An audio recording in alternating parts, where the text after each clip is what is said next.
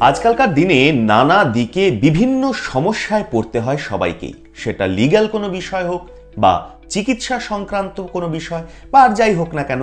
আর সেই সমস্ত প্রশ্নের উত্তর আপনার বা আমার মতো সাধারণ মানুষদের কাছে অনেক সময় কিন্তু থাকে না।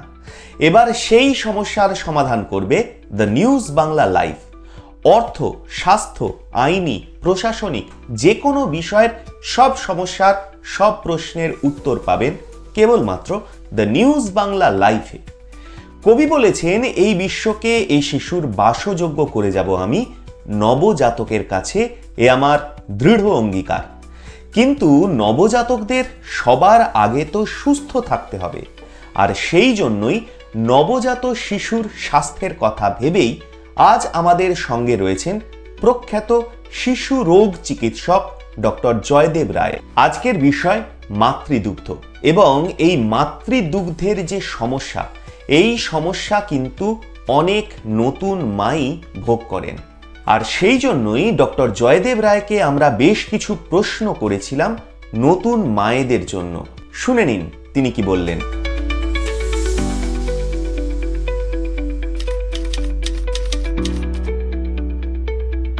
জন্মের পরে মায়ের দুধ বাচ্চাকে 6 মাস পর্যন্ত এক্সক্লুসিভলি দিতে হবে।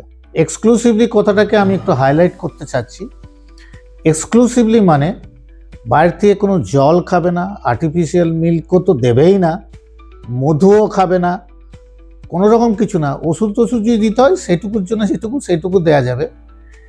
এবং এই এক্সক্লুসিভলি ব্রেস্টফিডটা দেওয়ার কারণ হচ্ছে, মায়ের যে দুধটা থাকে একটা শিশুর বৃদ্ধি এবং বিকাশে দুটোর ক্ষেত্রে কিন্তু মায়ের দুধের বিকল্প কিছু হয় না। আমরা সবসময় চাই যে আমার বাচ্চাটা সবচেয়ে বুদ্ধিদীপ্ত হোক, বুদ্ধিমান হোক, স্মার্টার হোক। এই বুদ্ধি তৈরি কিন্তু সবচেয়ে ভালো হয় মায়ের বুকের দুধ পেলে। এখন মায়ের দুধের মধ্যে ডিএইচএ বলে যে সাবস্টেন্সটি থাকে, সেই ডিএইচএ কিন্তু বুদ্ধি বাড়াতে হেল্প করে। তাছাড়া মায়ের বুকের দুধে যে ল্যাকটোজটা থাকে, সেই ল্যাকটোজটা কিন্তু পরে ব্রেকডাউন করে গিয়ে গ্লুকোজ এবং গ্যালাক্টোজ হয়। সেই গ্লুকোজটা এনার্জি দিতে হেল্প করে, এবং গ্যালাক্টোজটা যেটা হয় সেটা ব্রেন ডেভেলপ করতে হেল্প করে। মায়ের বুকের দুধে আরেকটি ইমিউনোনিউট্রিয়েন্ট জিনিস পাওয়া যায়, যেটা হচ্ছে HMO, হিউম্যান, যেটাকে আমরা বলি মিল্ক অলিগোস্যাকারাইড। যে অলিগোস্যাকারাইডটা মিল্কের মধ্যে থাকে, সেই অলিগোস্যাকারাইড কিন্তু আমাদের গাট হেলথটাকে ঠিক রাখতে হেল্প করে, গুড গাটটা থাকতে শেষ করে। আমাদের যদি গাট হেলথ ঠিক থাকে তাহলে আমাদের ব্রেন হেলথও ঠিক থাকবে, আমাদের অ্যালার্জি কম হবে, আমাদের ইমিউনিটি ভালো হবে। তাছাড়া বুকের দুধে সাথে কিছু কিছু ভালো ব্যাকটেরিয়া আমাদের শরীরের মধ্যে যায়। তার মধ্যে যেটাকে আমরা বলি বিফিডো ব্যাকটেরিয়া। এই বিফিডো ব্যাকটেরিয়া যদি জিআইটাকে যায়, তাহলে এই হেলদি ব্যাকটেরিয়াটা থাকলে আনহেলদি যেসব ব্যাকটেরিয়া, মানে প্যাথোজেনিক যেসব ব্যাকটেরিয়া, সেগুলো ঠিক মনে করে গ্রো করতে পারে না। তার কারণে হেলদি ব্যাকটেরিয়াটা নিউট্রিয়েন্টগুলো নিয়ে নেয়, তার ফলে এই আনহেলদি ব্যাকটেরিয়া মানে প্যাথোলজিক্যাল ব্যাকটেরিয়াগুলো ডেভেলপ করতে পারে না। আর HMOর আর একটা ক্যারেক্টার হলো যে আমাদের জিআইটাকে যেসব রিসেপ্টারগুলো থাকে, সেই সব রিসেপ্টারগুলিতে যে HMO নিজে অ্যাটাচ করে গিয়ে প্যাথোজেনিক ব্যাকটেরিয়াকে সেখানে অ্যাটাচ হতে দেয় না। তার ফলে বিভিন্ন ধরনের ইনফেকশন প্রিভেন্ট করতে থাকে। আমি যেটা বললাম, ইমিউনিটি ভালো তৈরি হয়, তার ফলে কি হয়, অ্যালার্জিক পরিমাণটা কম হয়। এবং মায়ের কাছ থেকে যদি বুকের দুধ বাচ্চা ঠিকমতো করে নিতে শুরু করে, একসঙ্গে থাকে, মা এবং বাচ্চার মধ্যে ভালো বন্ধন তৈরি হয়। মানে তার মধ্যে কি হয়, মেন্টাল রিয়াকশানটা, মায়ের সঙ্গে বাচ্চার যে বন্ডিং, তাতে মেন্টাল রিয়াকশানটাও ভালো করে তৈরি হয়। তার মানে তারা এইবার এর মধ্যে যে প্রোটিন থাকে, যে কার্বোহাইড্রেট থাকে, যে ফ্যাট থাকে, এগুলো খুব সহজপাচ্য হয়, এবং তাতে বাচ্চার বৃদ্ধি হতে হেল্প করে, গ্রোথের ব্যাপারটাও কিন্তু হেল্প করে। যেমন আমি বললাম, ব্রেন ডেভেলপমেন্ট করতে হেল্প করে, হেলদি গাট ডেভেলপমেন্ট করতে হেল্প করে, ইমিউনিটি ভালো তৈরি হয়, অ্যালার্জিক রিয়াকশান কম হয়, অ্যাজমা অনেক কম হয়, ডিফারেন্ট ধরনের ইনফেকশন কম হয়, তেমনি গ্রোথটাও খুব ভালো হয়। এখন ব্রেন গ্রোথটা ম্যাক্সিমাম 2 বছরের মধ্যেই হয়ে যায়। সেই জন্য আমরা মায়ের বুকের দুধটি 6 মাস পর্যন্ত যেমন এক্সক্লুসিভলি দিতে বলি, কিন্তু 2 বছর পর্যন্ত আমরা কন্টিনিউ করতে বলি। 6 মাস বয়সে অন্যান্য খাবারের সাথেও কিন্তু বুকের দুধটা আমরা কন্টিনিউ করতে বলি।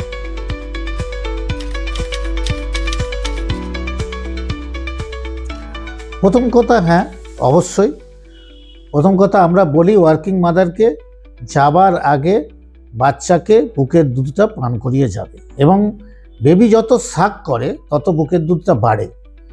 তারপরেই কিন্তু সেটা এক্সপ্রেস করে রাখা যায়, এমনি বাইরেতেই 4 থেকে 6 ঘন্টা রাখা যায়, তার ডিউটি আওয়ার অনুযায়ী সেই হিসাবে কিন্তু রাখা যায়। তাছাড়া তাকে ডিপ ফ্রিজেও রাখা যেতে পারে। এখন অনেক জায়গাতে কিন্তু ব্রেস্ট মিল্কে ব্যাংক তৈরি হয়েছে, সেই ব্যাংকেও কিন্তু বুকের দুধ রাখা হয়ে থাকে, অনেক জায়গাতেই সেটা তৈরি হচ্ছে। কিন্তু ব্রেস্ট মিল্ক ব্যাংকের চেয়েও আমি বলবো নিজের মায়ের বুকের দুধ যদি এক্সপ্রেস করে রেখে দেওয়া যায়, সেইটাকেও কিন্তু বাচ্চাকে দেয়া যাবে। এর ক্ষেত্রে আরেকটি প্রশ্ন আসছে যে বাচ্চা যদি বুকের দুধটা বারবার না টানে, মা যদি বিভিন্ন অ্যাংজাইটির মধ্যে থাকে, যদি মায়ের বুকের দুধ ঠিকমতো করে না হয়, তাহলে কিন্তু কনসেন্ট নিয়ে অন্য মায়ের বুকের দুধও কিন্তু দেয়া যেতে পারে। তৃতীয়ত হলো নিজের মায়ের বুকের দুধ, অন্যের মায়ের বুকের দুধ ছাড়াও অন্য দুধের কথা যদি ভাবতেই হয়, তাহলে দেখতে হবে ইকুইভ্যালেন্ট টু ব্রেস্ট মিল্ক কী পাওয়া যায়। ইকুয়াল ব্রেস্ট মিল্ক কিন্তু পাওয়া যায় না, যে জন্য আজকে মাল্টিনেশনালের মধ্যে লড়াই চলতে থাকে। ওরা বলতে থাকে আমার দুধ, এই কোম্পানির দুধটাই হচ্ছে একদম ইকুইভ্যালেন্ট, একদম নিয়ার টু ব্রেস্ট মিল্ক। এই যে লড়াইটা চলতে থাকে, এটা দিয়েই বোঝা যায় যে রিয়েলি মায়ের দুধের কিন্তু বিকল্প হয় না। এখন কোনো ক্রমে যদি আমি না পাই, তাহলেই কিন্তু অন্যের কথা আমাকে চিন্তা করতে হবে।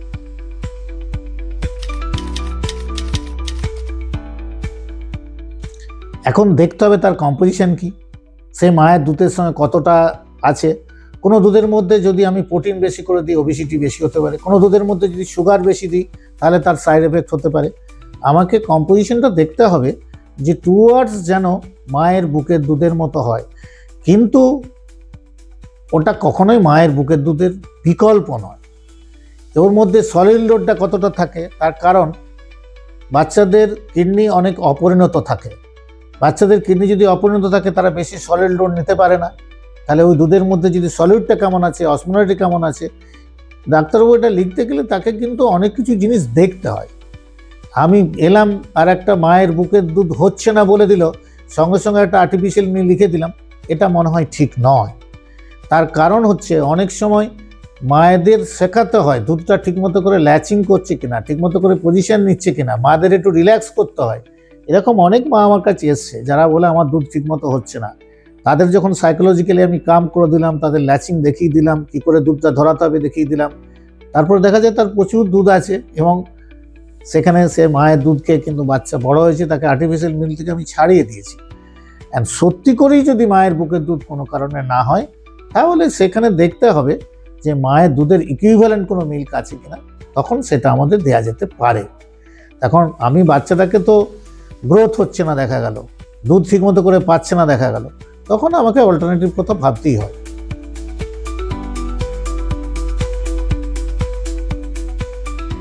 আমরা যেটা বলি দুধের অ্যালার্জি মানে মায়ের বুকের দুধের কিন্তু কোনো অ্যালার্জি হয় না, এটা সহজ পাচ্ছে এবং এদের কোনো অ্যালার্জি হয় না।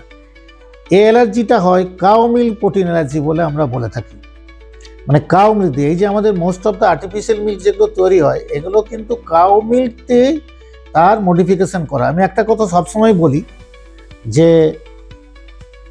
গরুর দুধ গরুর বাচ্চার জন্য, মানুষের দুধ মানুষের বাচ্চার জন্য, আমি এটা বলে থাকি।